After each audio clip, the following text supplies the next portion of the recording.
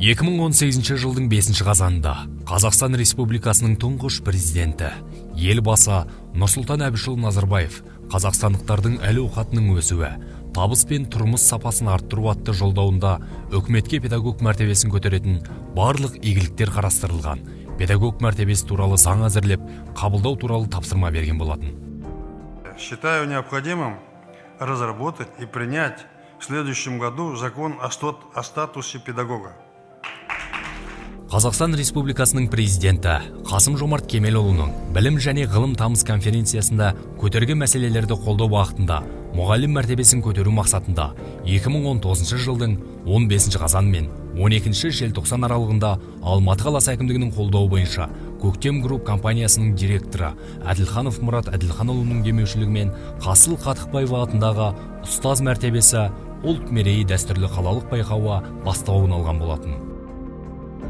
Бәрімізде кезінде мұғалімнің тәлімін алып, білімін үйрендік.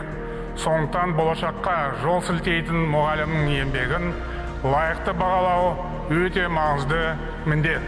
Күн сайын құбылып жатқан жаһандық дәуірде мемлекеттің басты қаруы білім екені даусыз. Ал енді сапалы білім мен саналы тәрбие ұрығын қатар себетін аяулы тұлға, аты алтын әріппен жазылатын мұғалім, ұстаз екені ақиқат.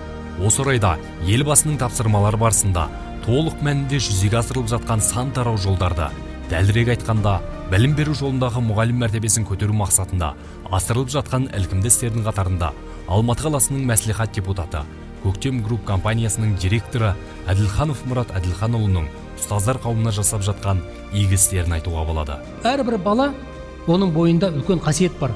Әрбір баланың бойында жақсы жігерлік бар. Өмірге деген құштарлық бар. Жақсы болам, азамат болам деген үлгілік болады. Оның бәрін аша білу керек.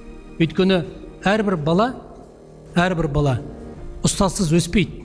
Әрбір адам ұстазсыз өспейді. Қай саланы алып қарамасаңыз да, әр жерде бір жерде жетекші ұстаз болады. Тілді үйретсе де ұстаз болады.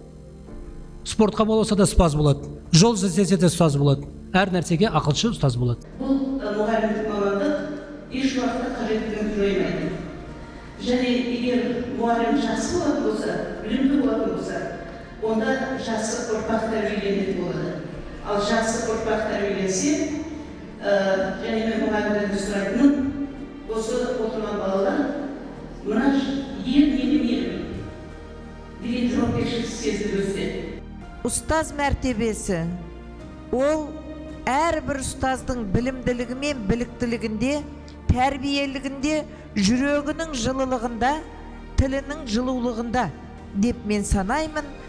Осы жолда ұстаз деген атқа ие болайық.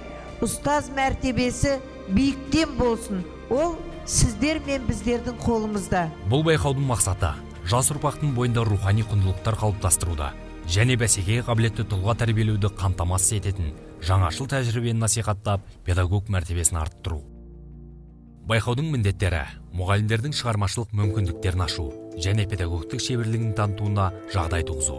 Жас ұрпақтың бойында ұлттық рухани кодтың, ұлттық бірегейліктің сақталуын қамтамасыз ететін тәрбиелік әлеуеті жоғары педагогикалық тәжірибені зерттеу, оқушы бойында сындарлы ойда функционалдық сауаттылықты қалыптастыруды қамтамасыз ететін озық тәжірибені насихаттау, бәсекеге қабілетті, жаңашыл, озық тәжірибелі мұғалім мәртебесін көтеру.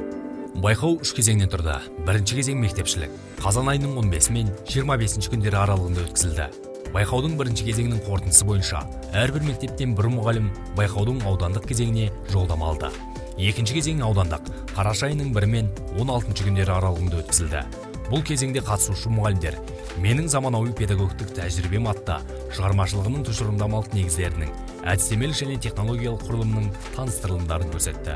Сонымен қатар мектеп оқушыларымен функционалдық сауаттылық, заманауи қоғам талабы айдарымен мұғалімнің таныстырылымда баяндаған тұжырымдама негізінде сабақ көрсетті.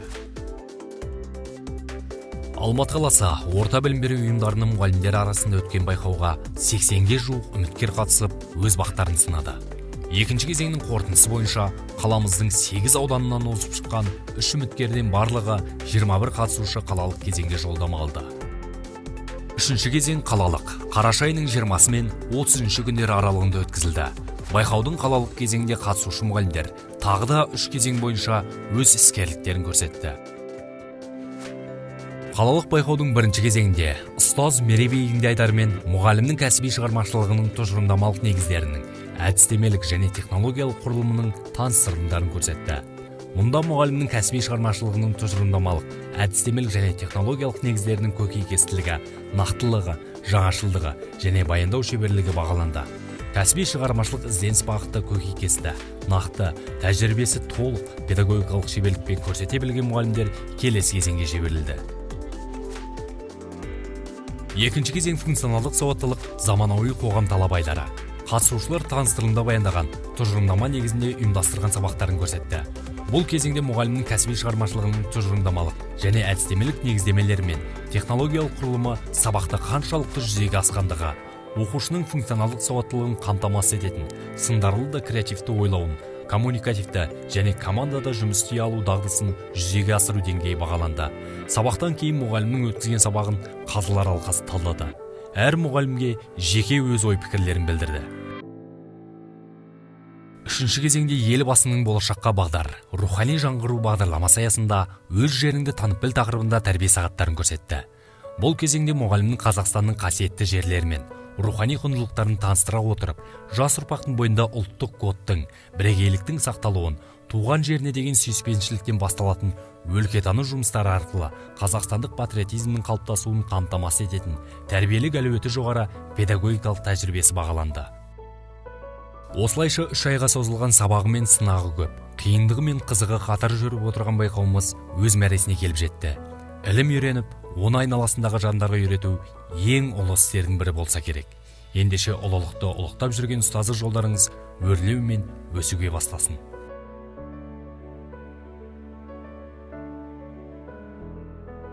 Назарларыңызда жаңалықтар. Алматының үздік ұстазына көлік сыйға берілмек. Мұғалімдер арасында Қасыл Қатықбаев атындағы ұстаз мәртебесі ұлт мерейі қалалық байқауы басталды.